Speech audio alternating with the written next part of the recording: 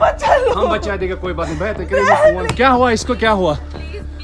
Please ask for help. We don't need okay, don't worry, don't worry. Please. You okay? You need a water sir? अपने आप बोले ना मुझे। यहाँ पर थी, क्या बोलते, भेलपुरी खा रही थी, मेरा पति साइड में था, एक इंसान है, उसने उसको गोली मार दी। यहाँ पे उसने बोला कि ये शायद मुस्लिम नहीं है, उसने उसको गोली मार दी। The Indus Waters Treaty of 1960 will be held in abeyance with immediate effect. I say to the whole world,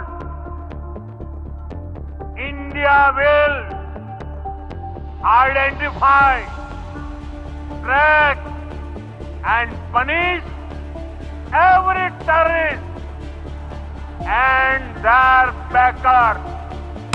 operation Sindoor 22 April को पहलगाम में हुए विभत्स आतंकवादी हमले के शिकार मासूम नागरिकों व उनके परिवारों को न्याय देने के लिए लॉन्च किया गया था। It was deemed essential that the perpetrators and planners of the 22nd April attack be brought to justice. 9 terrorist camps were targeted and successfully destroyed. These locations are Lahore, Gujranwala, Chakwal, Rawalpindi, Attak, Bahawalpur, Miano, Chor and near Karachi. To target civilian population, it's extremely unfortunate and it's Just very, to very point shameful. out We're not going to get involved in the middle of a war that's fundamentally none of our business. that terrorism and funding and backing terrorist organizations has been and was part of Pakistan's history. This was time to convey some message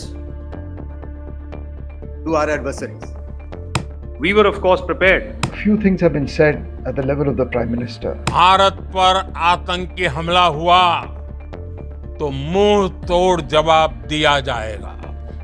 And this has never happened in the history of independent India.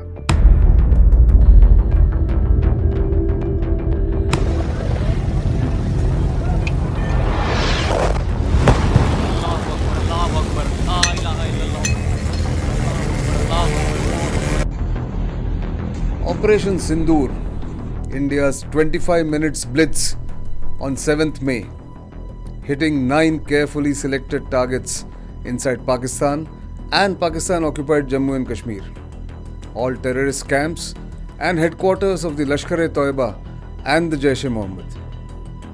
Within 15 minutes of the strike on the symbols of terrorism emanating from Pakistan, the Indian Army's brief press release, clearly mentioning the purpose: focused, measured, non-escalatory action against 9 terrorist targets, avoiding military establishments and civilian places.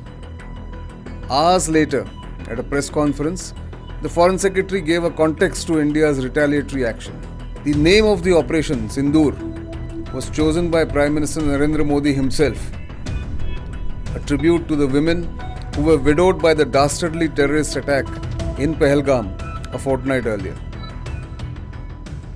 It was deemed essential that the perpetrators and planners of the 22nd April attack be brought to justice. Earlier this morning, as you would be aware, India exercised its right to respond and preempt as well as deter more such cross-border attacks. These actions were measured, non-escalatory, proportionate, and responsible. They focused on dismantling the terrorist infrastructure and disabling terrorists likely to be sent across to India. And 2 officers, one from the army and the other from the Air Force, would become the face and voice of the operation. Operation Sindoor 22 April को पहलगाम में हुए विभत्स आतंकवादी हमले के शिकार मासूम नागरिकों व उनके परिवारों को न्याय देने के लिए लॉन्च किया गया था। 9 terrorist camps were targeted and successfully destroyed. Over the last 3 decades, Pakistan has systematically built terror infrastructure. It is a complex web of recruitment and indoctrination centers, training areas for initial and refresher courses, and launch pads for handlers. These camps are located both in Pakistan as well as Pakistan-occupied Jammu and Kashmir areas. Of the 9 targets hit, 5 were in Pakistan-occupied Jammu and Kashmir. More significantly, India had struck in the heart of Pakistan at Muridke and Bahawalpur, demolishing the Lashkar-e-Toiba and Jaish-e-Mohammed headquarters, a feat unthinkable hitting at the very root of Pakistani army-protected terrorist outfits. The Indian military's technological superiority was evident. A niche technology weapons with careful selection of warheads was ensured so that there will be no collateral damage. The point of impact in each of the target was a specific building or a group of buildings. All the targets were neutralized with clinical efficiency, and the results reiterate the professionalism of the Indian Armed Forces in the planning and execution of their operations. No military establishments were targeted. India has demonstrated considerable restraint in its response. However, it must be said that the Indian Armed Forces are fully prepared to respond to Pakistani misadventures, if any, that will escalate this situation. India said it had done its job. Now it is up to Pakistan if it wanted to escalate or stand down. Pakistan did escalate the next day by trying to hit a number of military targets in northern and western India, beginning from Avantipura in Jammu and Kashmir to Bhuj in Gujarat. But all of these were neutralized by the integrated air command and control systems. In response, India targeted air defense radars and systems at a number of locations in Pakistan. In fact, the air defense system of Lahore took a big hit, rattling the Pakistani military. Last night, that is the night of 7th and 8th May, India has undertaken yet another blatant military act of aggression against Pakistan by sending Harap drones at multiple locations. Pakistan Armed Forces, being in a high state of alert and vigilance, have so far neutralized 12 Harap drones at various locations. Pakistan also increased the intensity of unprovoked firing across the line of control using mortar and heavy caliber artillery in Kupwara, Baramulla, Uri, Poonch, Mender and Rajouri sectors of Jammu and Kashmir. 16 civilians, including 5 children, were killed in these incidents. India returned the fire in proportionate measure and destroyed a number of Pakistani outposts. But even as military action was on, a different battle, that of disinformation and misinformation, was being unleashed. भाई वहाँ का 70% बिजली का निजाम hack कर लिया आपने, वहाँ की जो मेन वेबसाइट्स हैं वो हैक कर ली। इससे ज्यादा आप उनसे और क्या एक्सपेक्ट करते हैं? भारी तबाही हुई है, 10 से ज्यादा धमाके वहाँ पर देखने को मिले, सुनने को मिले। तैयारों को तबाह किया गया और उन सबके बनाया कि पाकिस्तान का कोई इलाका और कोई शहर बचा नहीं है। In an interview to Britain's Sky News, Pakistan's information minister claimed there were no terror camps in his country. He was confronted by the host, who rebutted him, saying Pakistan Defence Minister in an interview to her had admitted otherwise, and so had the former minister Bilawal Bhutto Zardari. Can I just point out to you, on my program just a week ago, your Defence Minister, Khwaja Asif, admitted that Pakistan has for decades had a policy of funding, backing and using terrorist groups as proxies in the country. In fact, in 2018, President Donald Trump cut military aid to Pakistan because he accused Pakistan of playing a double game. So when you say there are no terrorist camps in Pakistan, that is going against what General Pervez Musharraf has said, what Benazir Bhutto has said, what your defence minister said just a week ago. In fact, what Bilawal Bhutto said to me a few days ago, he said that terrorism and funding and backing terrorist organisations has been and was part of Pakistan's history. Another propaganda that was spread was that the Indian strikes on 7th of May targeted civilians. India, of course, called Pakistan's bluff, asking what Pakistani military personnel were doing at a funeral of terrorists. If any civilians were killed in these attacks, I wonder what message this picture actually sends to all of you. This is a question that is worth asking. It's also odd that the funerals of civilians are carried out with the coffins being draped in Pakistani flags and state honors being accorded. As far as we are concerned, the individuals eliminated at these facilities were terrorists. Giving terrorist state funerals may be a practice in Pakistan. Doesn't seem to make much sense to us. The next day, Pakistan carried out multiple drone attacks and some missiles along the entire western border, aiming to target military infrastructure. About 400 drone intrusions were attempted along the international border and the line of control, starting from Leh to Sir Creek at 36 different locations. Most of these were shot down or neutralized.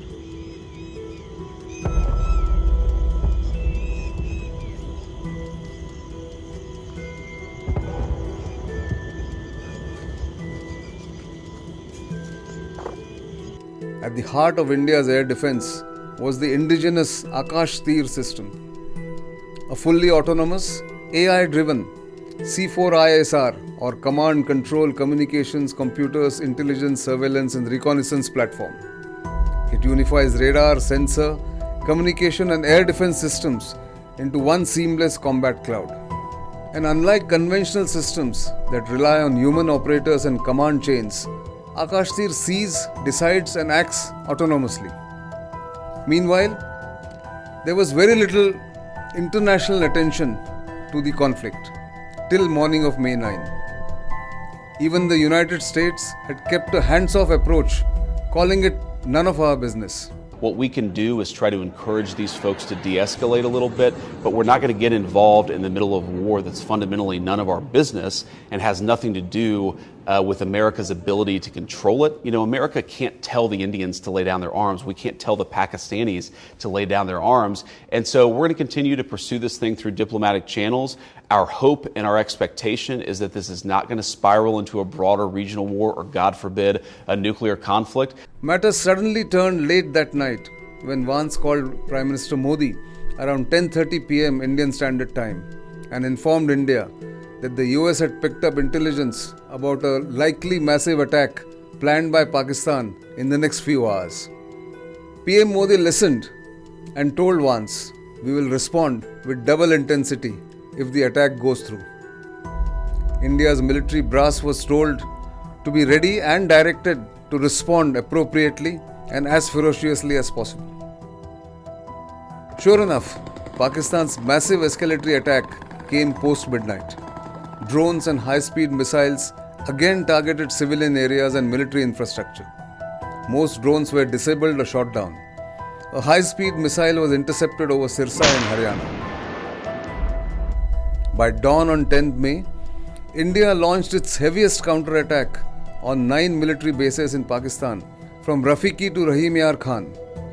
But the one that forced the Pakistani military leadership to go running to the US was on the Noor Khan Air Base at Rawalpindi, not very far from the headquarters of the Pakistani army.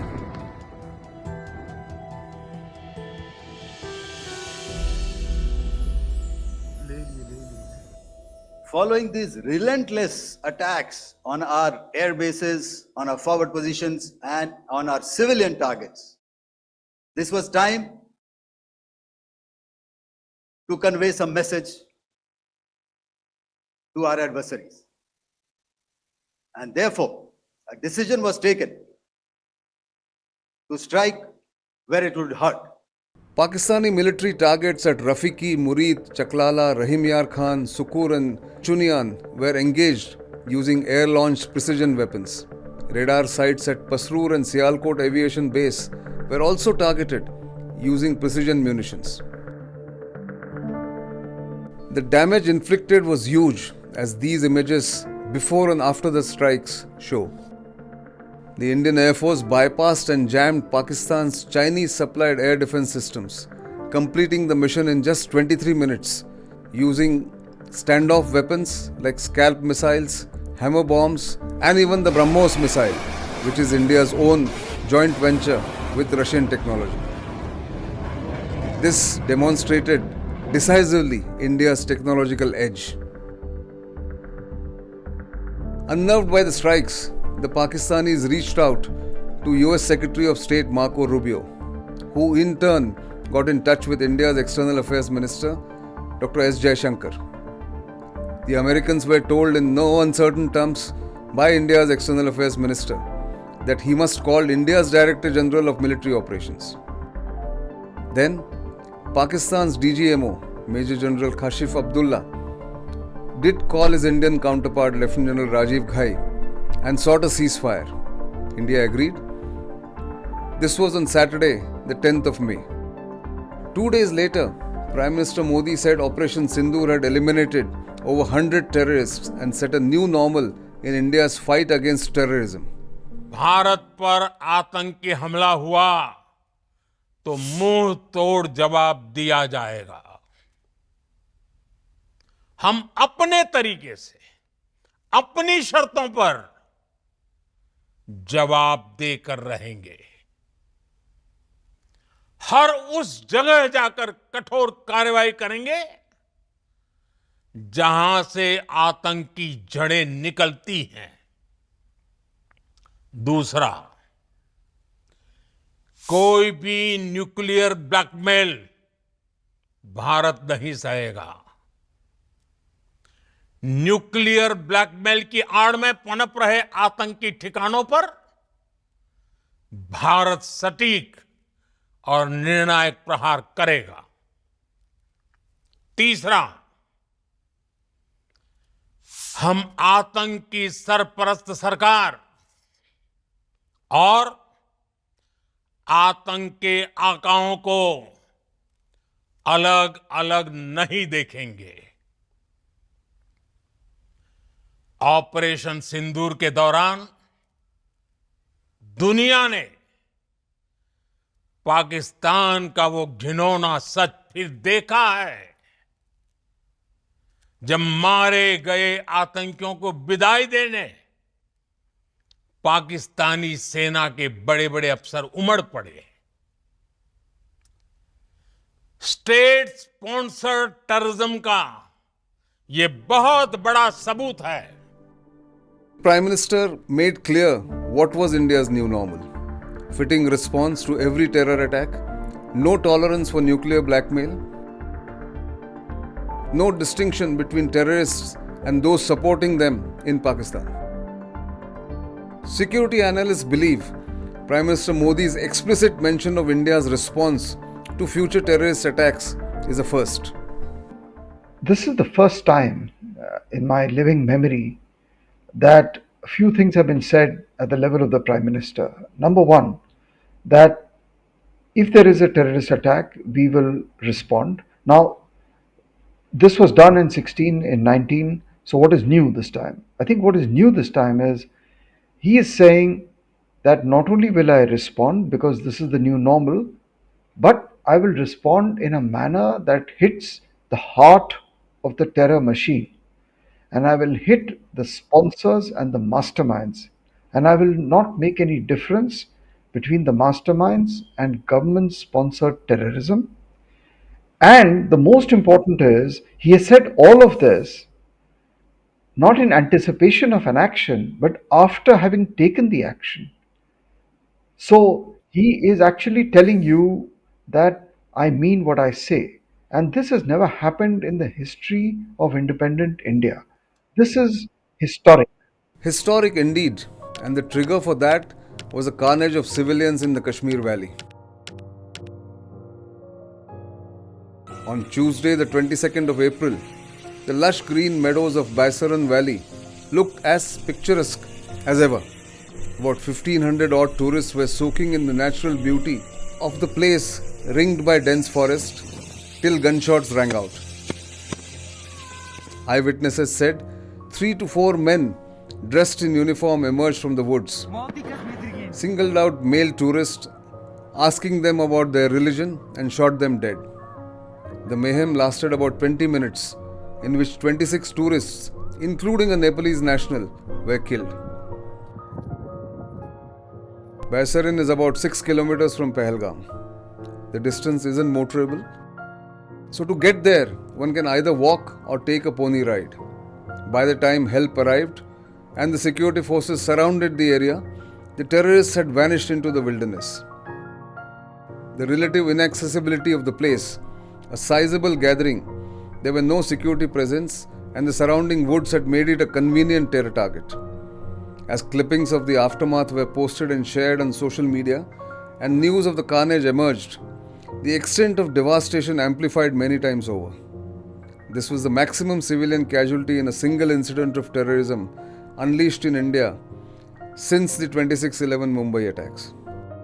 The victims had come from all over the country, and as a shocked nation mourned, grief slowly gave way to anger. Calls for revenge against terrorism sponsored by Pakistan grew.